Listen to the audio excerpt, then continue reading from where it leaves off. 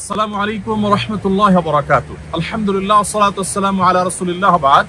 সুপ্রিয় দর্শক শ্রোতা ভাই বোন, আমার পেছনে যে নদী আপনারা দেখতে পাচ্ছেন, এই নদীর নাম শুনেননি এমন কোনো মানুষ হয়তো পৃথিবীতে খুব কমই আছে। এটা হলো সেই ঐতিহাসিক নীল নদ। যে নীল নদের কথা কোরআনে ইঙ্গিত করা হয়েছে, যে নীল নদের আলোচনা রয়েছে নবী করিম সাল্লাল্লাহু আলাইহি সাল্লামের হাদিসে, যেই নীল নদের উপর দাঁড়িয়ে আছে পৃথিবীর অনেকগুলো সভ্যতা, যে নীল নদের উপর ভিত্তি করে নির্মিত হয়েছে মানব ইতিহাসের বহু বড় বড় ঘটনা। আমরা জানি কোরআনে কারীমে আল্লাহ রাব্বুল আলামিন মূসা আলাইহিস সালামের মাকে নির্দেশ করেছেন আনিকলিফিহি ফিত তাবুত ফাখলিফিহি ফিল ইয়াম, অর্থাৎ শিশু মূসাকে অত্যাচারী ফিরআউনের কবল থেকে রক্ষা করবার জন্য আল্লাহ তাআলা তার মাকে নির্দেশ করেছেন যে তুমি একটি কাঠের বাক্সে ভর্তি করে তাকে নদীতে ছেড়ে দাও। অনেক ইতিহাসবিদ এবং অনেক তাফসীরবিদদের মতে এটা সেই নদী যেটাকে আল ইয়াম বলে কোরআনে বোঝানো হয়েছে।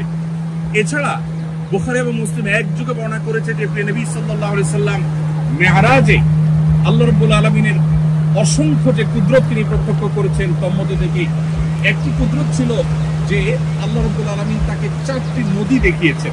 যে চারটি নদী নবী করিম সাল্লাল্লাহু আলাইহি সাল্লাম প্রত্যক্ষ করেছেন মেরাজের রাতে, তার দুটি হলো বাতিনি বা অদৃশ্য, যে দুটি নদী প্রবাহিত জান্নাতে, আর দুটি নদী প্রকাশ্যে পৃথিবীতে প্রবাহিত। তার একটি হলো এই নীল, আরেকটি হলো ইরাকের ফুরাত। এবং এই দুটি নদী সম্পর্কে নবী সাল্লাল্লাহু আলাইহি সাল্লাম বলেছেন এই দুটি এবং জান্নাতে প্রবাহমান যে দুটি নদী, এই উভয় বরং চারটি নদীর মূল সূত্র হলো সিদরাতুল মুনতাহার গোড়া। কিভাবে সেখান থেকে এটি প্রসারিত হয়েছে, প্রবাহিত হয়েছে, সেটা একমাত্র আল্লাহ তাআলা ভালো জানেন।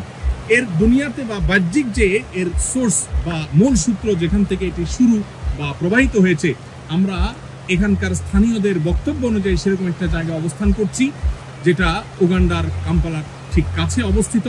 এখান থেকে এই নীল নদ প্রবাহিত হয়ে এই পানিগুলো চলে গিয়েছে এখান থেকে ৬৬৫০ কিলোমিটার দূর পর্যন্ত।